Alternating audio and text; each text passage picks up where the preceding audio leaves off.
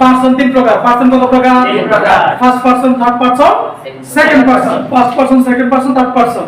আরবিতে বললে গায়েব, হাজির, মুতাকাল্লিম। বাংলায় বললে নাম পুরুষ, মধ্যম পুরুষ, উত্তম পুরুষ। এখন এটা আবার দুই প্রকার, সিঙ্গুলার, প্লুরাল, ওয়াহেদ জমা, ওয়াহেদ জমা। যেমন আই এটা সিঙ্গেল, ইউ কি প্লুরাল বা জমা। হ্যাঁ, উই আমি, আমরা, আমি আমরা, তুমি তোমরা, আমি আমরা, তুমি তোমরা, সে তারা, সে তারা।